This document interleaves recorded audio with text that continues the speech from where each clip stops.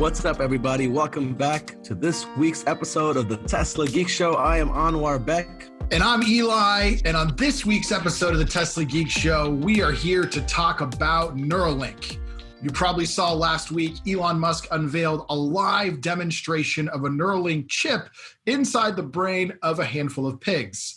We're going to dive into everything you missed, but most importantly, what it means for our future. That and more coming up next. This week's episode of the Tesla Geek Show is brought to you by our good friend Matt Home from the Home Team, aka the Tesla Realtors in Austin. If you want to follow Elon Musk and Tesla suit and move to Austin, definitely hit up our good friend Matt. He can be reached on his website, hometeamaustin.com. Home is spelled H-O-L-M, teamaustin.com. Or better yet, give him a direct call. His mobile number is 512-769-1695. You can also email him at matt@mattsellsaustin.com. Thank you so much for your support, Matt. Man, if you're a Tesla employee too who's getting ready to move to Austin, I got to add, do not wait to start figuring out where you're going to live. There's already been national level coverage on this of home prices spiking in Austin due to the coming demand of Tesla employees. Man, oh man, oh man. Elon was not kidding when he said this presentation is going to be mind-blowing. Before we jump into the Neuralink product demo 2020, I think we need to start a little bit before that. Eli, if you don't mind, let's do kind of like a brain 101. Maybe you can, I'll kind of do a little bit of an intro. And my knowledge is I'm not a neuroscientist by any means. This is just me like Googling and, watching some YouTube videos. But just to put the rest of the conversation in context, in essence, if you want to and I'm super simplifying this, I'm sure like people that are educated on the subject, I'm going to sound like an idiot. But in essence, our brain is basically a network of billions of neurons. If you want to simplify it, take any two neurons, they are connected by synapses where basically there's like a neurotransmitter, chemical signals that are going back and forth between these neurons. And that simple act of, these chemical firing back and forth and communicating between these neurons is called action potential. So basically you take the simple example of two neurons communicating back and forth, but then you multiply it by 100 billion with a B. That kind of like in a nutshell is how our brain operates. So very complex, these electrical signals going back and forth between these neurons. This is the Tesla Geek Show. We talk about space. We talk about, we've explored the stars. We've explored our depth of our ocean. But as human beings, we really don't have like a deep, deep knowledge of our human brain, I feel like. So this is why, to me, this topic is so fascinating. And our knowledge about the human brain has really been increasing in recent years. But you're right, there's still so much more to go. And effectively, the human brain is the most powerful computer known in existence. In fact, we've actually done a lot of modeling of chip architecture, and the way we're approaching AI and designing AI is a lot based on our brain because our brain is the most advanced template we've had to work off of.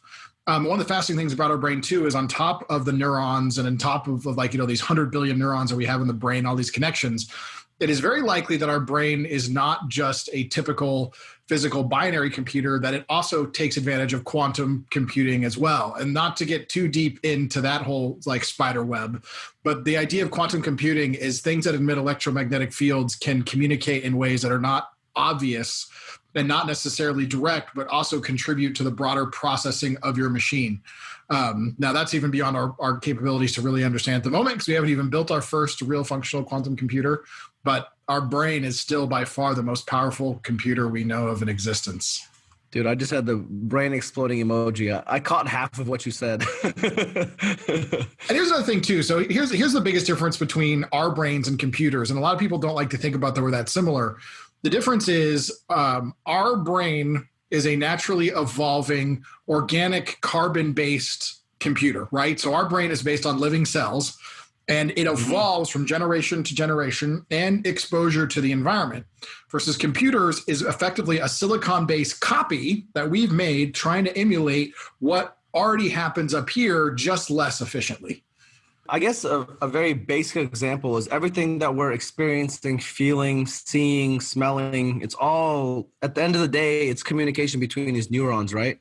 So if I It's What's the electrical basic example we learned? to your brain. Electrical signals. It's what we learned in physics class. You touch a hot pan, that signal goes from your hand to your brain, right? But at the end of the day, it's kind of like what we're talking about. It's these electrical signals being being communicated between these neurons. So let's jump in now to, I guess, like introducing the idea of Neuralink or the company. For those of our listeners that haven't been following this closely, you guys may be more like in the Tesla or SpaceX space. Since we're kind of talking about this for the first time on the podcast, I was going to give a little bit of background. So Neuralink was actually founded by Elon Musk, July of 2016. So it's been in existence for over 4 years now. And the basic high-level point of this company is developing this implantable brain-machine interface. They call it BMI. So in essence, like what they're trying to do is it's a marriage of man and machine. If I had to like simplify it into like very, very common terms. You know how we do LASIK for our eyes? I'm sure when we first invented LASIK, being underneath this laser and something cutting the top of your eye open and then the laser etching or like doing things within your eye was probably like sci-fi type shit. It sounds similar. So think LASIK for your eyes, but this is for your brain basically. So let's talk about what they're trying to do with Neuralink, and then it'll start making sense of what they're doing with the technology, right? So the goal of Neuralink is to have like you said, a brain to machine interface. But the near-term goal and the ones that they're trying to solve and where this has applications that don't freak out you sci-fi and tinfoil hat people out there is that there's people that have very severe diseases like Parkinson's, Alzheimer's, dementia, and spine issues, that their brain has lost the ability to function in a way that allows them to live a comfortable, productive, and even to often to these people, a meaningful life. So there is solutions that already exist currently that very poorly stimulate the brain with electrical stimulation, but do help people with these severe diseases. So the initial goal and marketplace solution and value to humanity for this technology, for Neuralink, is helping people with these severe diseases that we don't have anything close to a better option to treat them. I'm trying to explain this in like simple terms, but like right now, our access to the machine or our computer is basically the bottlenecks in the process is how fast we can type, right? Or the machine transmitting information in our sight and hearing of that information. So what we're talking about here is basically bypassing all that. So the way I'm thinking about the subject is like in an evolutionary standpoint, man invents paper, right? Then we communicate by writing on this paper. Then we invented the typewriter. So then we type of getting information from my brain onto a piece of paper. Then we created these things called smartphones, the iPhone, right? So now I actually use this all the time, dude. Like the Siri feature, whenever I'm texting people back or sending an email, instead of me sitting there like typing out paragraphs, I just talk to my iPhone. It types everything out. I do a quick auto check and then I press send. Now imagine the next evolution of that is me looking at my iPhone, thinking what I want to reply back to you in a perfect way, and it just shows up and it's sent. So there's no voice, there's no typing. Like it's like bypassing all that in essence. I hate to make the Russian reverse joke, but currently we look at iPhone and maybe in 10, 20 years, iPhone look at you. But no, truly, like when we're actually talking about brain to machine interfaces, eventually we may be able to project visual data, as in a screen, whatever you want to call it, directly into our brain. Because what you highlighted there in the beginning, which I'm totally going to drop the Morpheus clip from The Matrix, where he asked the question, what is real? How do you define real?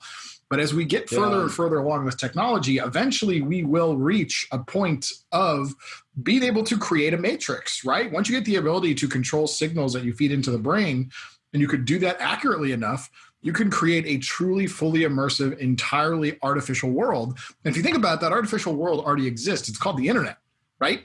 We just are not as well plugged into it as we're eventually going to be. When I was reading all this stuff about Neuralink, that's kind of all I was visualizing is Neo in that chair, right? Connected through the back of his skull to this machine. And every human being has this like USB type, like a little area that connects to your brain. This is just the very, very beginning of that. Who would have ever thought the part the Matrix got wrong is the size of the hole in your head?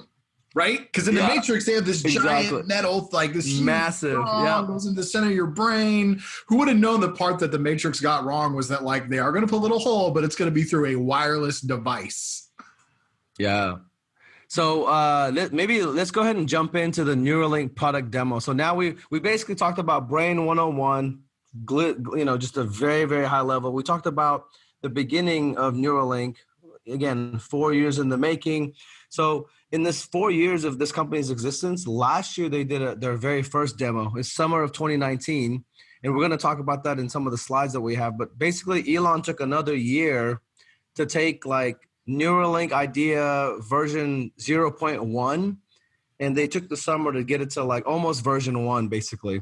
So the presentation we're talking about, before we jump into it, the high level, he mentioned 3 main things. That number one, this isn't the demo wasn't for them to raise money, to show off any products. He said it's literally to convince great people to come work at Neuralink. So it's a recruiting kind of presentation more than anything.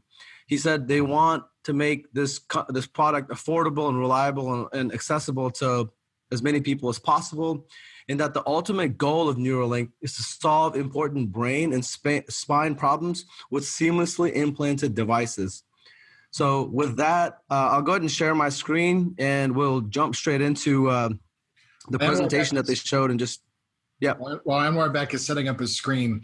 So one of the things that's crazy is like, unless you follow this space or familiar with Neuralink, some of the stuff you're going to hear in that presentation, see what we talk about, sounds so far from reality that's impossible. But the truth is, none of the things that Neuralink sets out to do are impossible. None of them defy the laws of physics. The human brain is just a computer. And one of the wildest things about this whole presentation is normally, especially with technology this cutting edge, especially in something that has to do with the human brain, us as consumers and the public never get to see things like this at the cutting edge of research and development.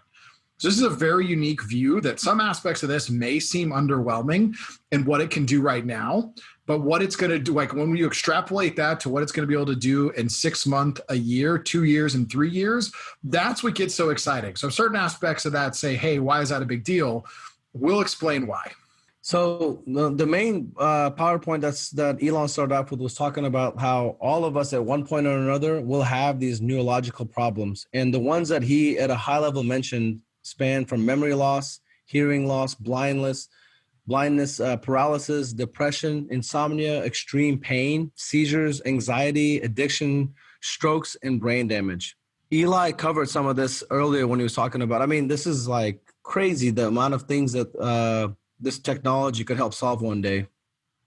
Now let's talk about like the brain, the decay of the brain over time. If you live long enough, from what we know, it's impossible to avoid eventually getting dementia, your brain decaying, and the computer which stores your consciousness starts to break down. That's inevitable if you live long enough. So this is a problem that every human being will face. I saw some comments on Twitter, some people saying, there's going to be some pretty horrifying scenarios that may play out, some Black Mirror type things that could happen as a result of Neuralink. And that's not untrue. That is the case with any new technology. Every technology can be abused.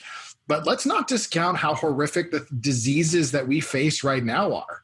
How sad it is when a child's mother no longer recognizes him or her because their brain has gone to Alzheimer's, or a person doesn't remember where they are most of the time due to dementia, and their brain slowly decays into nothingness. So we deal with some pretty horrific stuff right now that we accept because it's inescapable, but it can be escapable.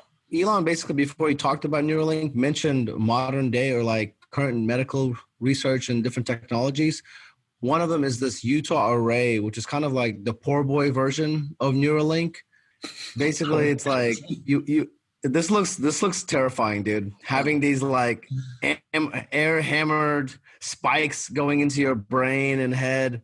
And then another one, this is the one that Eli was mentioning, this deep brain stimulation. Elon basically summarizes by saying this is the equivalent of kicking a TV. And sometimes like the channel works. Look at the details of this solution, by the way. Let's start with the bottom of saying it's greatly helped over 150,000 people. One of the side effects is it destroys about a sugar cube of brain matter. Like guaranteed, you're destroying part of your brain. And you're basically putting these probes deep in your brain, inserting electrical signals, and For reasons we don't fully understand, things improve, but at the guaranteed cost of damage.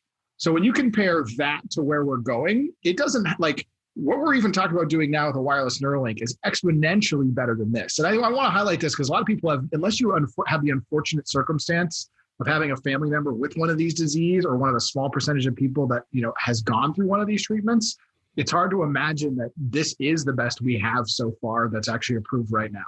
This seems like something out of the Stone Ages, right? Like the way I'm seeing this image is the defibrillator? Yeah. It's like that for your brain, basically. Like, but they stick these electrodes and boom, they like zap your brain with electrical signal and see what happens, basically. It's like all the old movies with the shock therapy. Pretty scary stuff. So now talking about Neuralink, Elon basically got into this talking about the Neuralink architecture.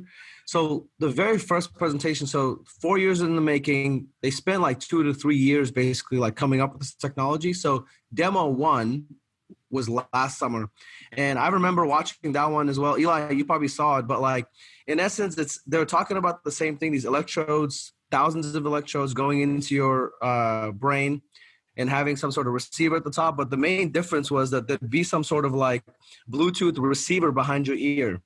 So if somebody had Neuralink installed in their brain or on their head, you would definitely see it. So the biggest aesthetical difference to today is, in essence, there is no more of this like Bluetooth receiver. Everything that you will see, or maybe you won't even see, is something it's like a little at the top of the head. It's almost like a quarter size like insert that goes into your head. So in essence, you're not going to be able to see it physically. This is what it looks like. They call it the link. Elon explained it like in layman's terms is like Fitbit, but for your skull with tiny wires. So imagine they're going to bore out a little bit of a hole, and this version 0.9, what they're calling the link, is a little over 1,000 channels. So there's 1,000 of these transmitters that all come up to this one device, and it's 23 millimeters in diameter and 8 millimeters thick. And a quarter is basically 25 millimeters in diameter. So it's essentially a quarter size thing in the top of your head. It'll be flush with the skull once they're done with it. And the really crazy thing to me is that this thing has all sorts of like sensors, temperature, pressure. That's why I think Elon's calling it like a Fitbit. Like this sensor could basically monitor all vitals like in your body, right? Like blood sugar, I mean, the archaic things that we're basically recording now, which is, heart rate, the temperature and all that. This would be like 10 times more than that. And he also mentioned how it's like a wirelessly charged all-day battery. So this thing, it goes 24 hours, but then it inductively charges. And I believe the induction is like, it says here later on, but like it's essentially a few inches. So I don't know how that would work. Like when you're sleeping, maybe you'll have some sort of device that kind of like charges that link up again. Bro, could you imagine the day where you're like, hey, we got to make sure we have like extension cords so we can get our little, like we got our phone and we got our little Neuralink charger. I'm gonna have it like built into my pillow, so I don't even have to like. So it's just got like a wireless pad in my pillow, so I just lay in my pillow and my brain, it's recharging. I really think that's what's gonna happen. It has to be something like that, right? Like pillow technology, that like as long as you're laying somewhere near the pillow, that this device basically charges wirelessly while you're sleeping. The crazy thing about everything that we're explaining here is that the high-level goal that Elon has for the surgical part of this procedure is, he said, less than an hour. You leave the hospital the same day. So you go in there in less than an hour, this procedure gets done, and you will not need any kind of general anesthesia. So here's my question for you. Oh, go ahead. Yeah. No, I was just going to show this, like getting a link. I mean, at a high level, he's explaining how like you basically open up the scalp, you bore that like a quarter type hole. This almost like a sewing machine would take these, I think it's over 1,000 of these electrodes, and they're like really, really small. These are what the electrodes look like. You can see on here. So basically this surgical robot very carefully, and these the electrodes I think are 5 micron, which is 1/10 the human hair. So basically you're putting all these without, and you can see in the picture here that like it doesn't hit the blood vessels. So this robot can take like a 3D scan of your brain and make sure it's placing these 1,000 electrodes individually in all the right places. So that's why a robot is needed for the surgery. It's got to be that precise. And at a high level, this is what it looks like. Step 1 through 4. It's like you start fresh, you open up a little bit of the scalp, you bore a hole, you take the machine to insert all this stuff, and then you basically plump it in there. And Elon said that you super glue it in, basically. Yep. So imagine, I mean, that's at a high level, the surgery that would take place. So here's my question for you, Anwar Beck. Will you get a link? Hell no. Dude, this stuff sounds so scary to me. What about you? I will be a early access user 100%, and I will pay greatly for it. And here's really, yeah, oh yeah. Like I'm not going to be an alpha tester. I'd consider being a beta tester if they paid me. I'm going to be an early adopter of this because here's why. Once they even just had the ability for me to communicate even just thoughts and information to a technological device, my computer, my iPhone, at the speed of thought, I'm going to outwork every human on the planet in the same amount of time because I am not hindered by communicating through these and through this. If I can turn my ideas and decisions and things into action via literally at the speed of thought, I'm going to obliterate my competition or whatever I'm doing. It is going to be such a one-up competitive advantage that like I'm a smart guy, but I'll be able to produce way more than people that are exponentially smarter than me because my rate of output will be so much higher.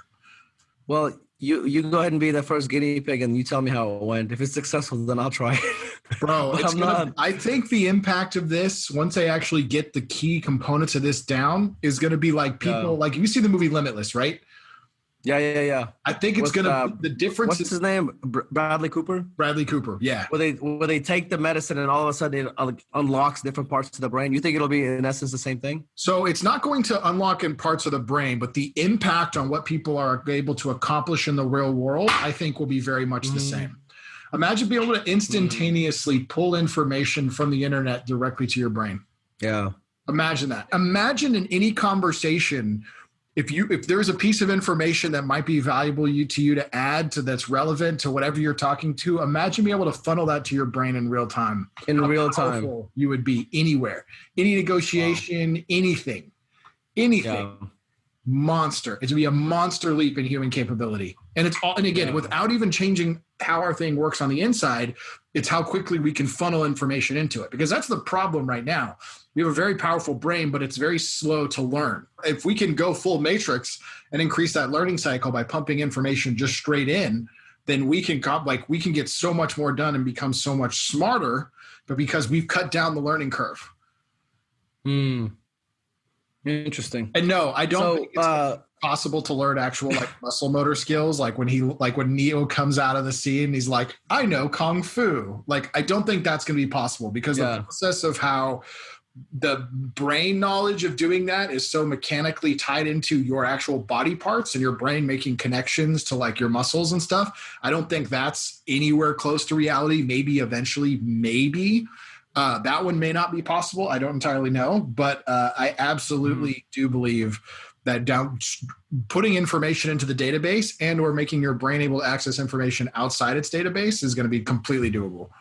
Basically, this was a cool image that Elon has showed is the brain activity when you're writing. So these electrodes, you can send a signal and they're like stimulating neurons in certain portion of the brain.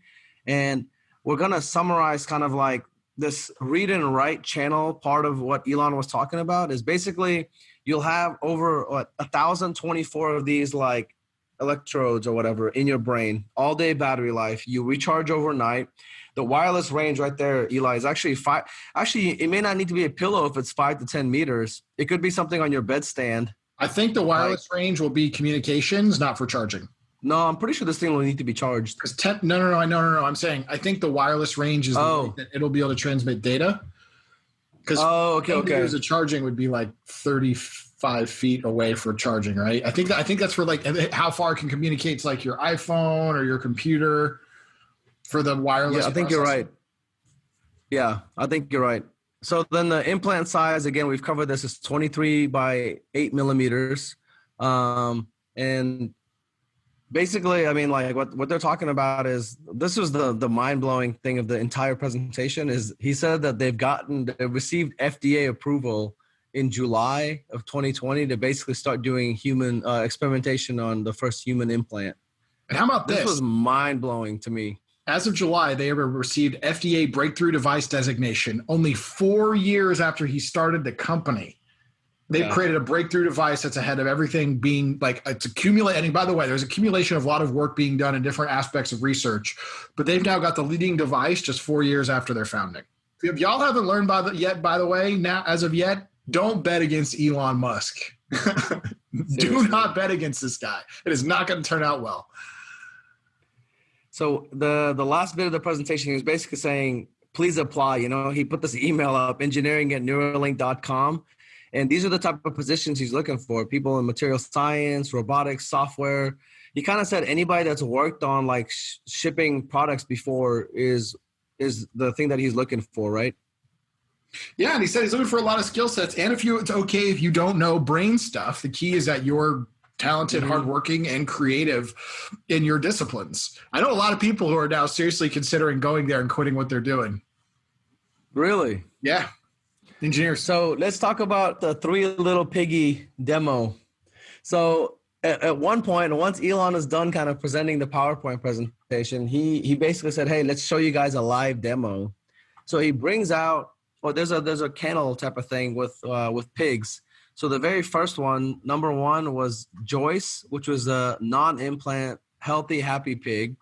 So from that, he goes to the second area, and this was where we had a little bit of a hiccup in the live demo. Gertrude, the pig that had the Neuralink implanted, for some reason found something in the back of like wherever there was, wouldn't come out. And Elon was like clearly like a little bit frustrated, but he was laughing about it as well. He's like, well, this is you could tell this is a live demo basically. Then since Gertrude wouldn't come out, they introduced a third pig, which was Dorothy. And Dorothy was a pig that had an implant, which was also removed. And they wanted to show that there wasn't any kind of like effect on the pig, right? So if you get the Neuralink and you change your mind, or you want to upgrade to better hardware with time, they're showing that these type of things are possible. And the thing that really like blew my mind is they had a live demo. So when Gertrude came out, the Neuralink that was in there, they connected to it in real time. And as Gertrude, Elon was explaining how the pig's snout, there's a lot of sensors and stuff there, right? So as the person handling the pig was touching the snout or feeding it, they had a real life, like the signals that the Neuralink was receiving, you could see the like spikes in the signal. So when the pig was like eating, or it was walking, or it was doing something that required brain activity, you could see the activity on the readout. Like this, I was like, dude, watching this in real time was just like blowing my mind. So it was pretty crazy. So the snout one was wild, right? Because they implanted a chip that connected to the neurons related to the snout, and you could see the activity. You could see some random firing, but as you said, you could also see when it was like, when they were touching its nose, you see this thing light up. And it's relatively rudimentary because it's like, okay, cool, we see this happening. But by the way, that's a big deal that we now, from an outside device, can see that, like, actually measure the neurons firing in a specific action. Where it really blew my mind in this Three Little Piggy demo, and sorry, I'm going to jump ahead to this one, is when they showed the pig on the treadmill. And where that was wild, and it wasn't just that they could see where they could, by where the neurons were firing, they could see how the body was moving.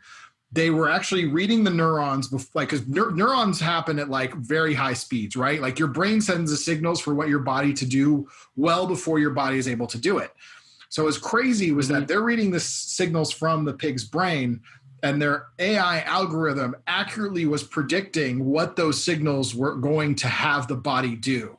That means we're not only reading signals, but we're accurately interpreting them, and accurately interpreting signals that had to do about full body motion. Crazy. I know, dude. So, I mean, we've summed down something. We could probably spend a week talking about this just one presentation. So we're trying to keep it very simple and high level. So we talked about Brain 101, We talked about the background of Neuralink. We dived deep into the demo 2020. So now let's finish up, Eli, by talking about, give me your opinion. Where is this technology headed? Like, what are some of the long-term goals? Like, I mean, this sounds like we're very much going straight into like this matrix type thing, right? Like what in your head are short-term or long-term big ideas that this technology could solve for? So that's kind of Elon's goal, right? So the short-term goal is improving quality of human life and decreasing human suffering by dealing with these severe spine and brain degenerative diseases. The long-term benefit, then what he really sees is that it becoming necessary for humans to merge and become symbiotic with machines and with AI if we are going to survive it. So one of the things talked about in philosophy, this is going to freak a lot of people out, that like, and by the way, Joe Rogan was actually talking about this on his show recently, which kind of blew my mind to see Joe getting into a subject like this. I forgot what guest he had on. Obviously, they were talking about Elon when it comes to this subject. But the hope is that the purpose of humanity in the existence of time and the existence of consciousness and the existence of life is that hopefully our purpose is more than just to spawn digital consciousness, right? Because in this history of evolution, a lot of species have came and gone, and a lot of species has evolved. They got to a certain point, they died off, and other species raised up. Hopefully the course of humanity isn't that we create this machine intelligence that then wipes us out. The hope is that we do survive and we live through this. I know this sounds pretty dystopian and pretty insane, but like life on this planet is pretty dystopian and pretty insane. So one of Elon's goals is that Neuralink helps humanity survive long into the future by merging with these super intelligent machines that we're creating. His early warbeat path was to try and get people to take AI seriously and not allow us to produce the threat. But now he's on the side of, well, if you can't beat them, join them. So he's developing the technology to eventually make us be able to plug into these machines that are every day becoming more and more critical for our existence. I mean, I could easily see going forward, we're kind of like, in the evolutionary sense, this will be like, it is going to be like a superhuman. Like once, I mean, give it 100, 200, 300 years, we keep improving on this technology. Like evolutionary time-wise, this is another species, right? All current estimates on artificial superintelligence as we get there before the end of this century, the average estimates are like 30 to 50 years. So we're talking well before a couple hundred years. I think a couple hundred, I mean, if we're successful, humanity will still exist in a couple hundred years. But the next 20 to 50 is going to be pretty insane. And then there's other things too that they talked about in this presentation, like the ability to save and delete memories. The idea of being able to save a memory is incredible because as we know, over time, our memories can fade. And one of the wild things about our brain, and this is something a lot of people don't know, and you're unaware of it because how you experience it. So our brain, every time we like remember and relive a memory, it's not like a computer database where we're opening the same Word doc from the same copy every time. Every time we bring a memory out of storage and re-remember it, whatever we re-remember, our brain is then re-overwriting back into our storage. So what happens is each time we remember something, information starts changing and we start losing some of that original data. So with the ability to actually save memories digitally, we can actually have a perfect documentation of whatever that original memory was. And the ability to do that, and like there's a movie by Robin Williams called Cutter. It's fantastic. And by the way, this is basically something you could do with a Neuralink chip roughly, once it's further developed. The idea of the movie Cutter is that when kids were born, parents had the choice to have this implant put in their kid's head. And all it did is just record everything of their entire life. It recorded what they saw, heard, everything. And at 18, the kids were told about it, and then they got to decide what they wanted to do. It couldn't be removed, but they had the ability of like doing some weird things and jamming it or whatever. And the whole concept was that people at the end of their lives, when they would die, there was a person called the Cutter who would take your life's memory and create a funeral video, but from your point of view, from that person's memory. Wow. That type of thing will be completely plausible. And with Neuralink, it won't even be the scenario where they can only do it once you're dead. You'll be able to actually be like, oh, hey, check out this experience from when I was a kid, and like show your grandkids an experience you had 50 years ago, exactly as you saw it. I mean, same thing as like us texting over a picture right now or a video in essence, huh? Yeah, but actual like memory, like from your eyes, like see what you saw, hear what you heard. Yeah. Yeah, that is cool to me. That's mind blowing. I mean, Even talking about the subject, I don't feel qualified, like this seems like I'm barely grasping it, but like I can, even though I don't understand it as deep as I should, I can still understand that this is an idea probably bigger than the scale of the internet. Like the internet was built, but what Elon is doing by merging man and machine right now, this is maybe the biggest invention in our human history. Yeah, the internet was the underlying technology. Now this is how we actually plug human beings directly, like almost source code level into it. We're going to be communicating. And the internet is kind of like the same language, right? Because right now, electrical signals represent things on our screen.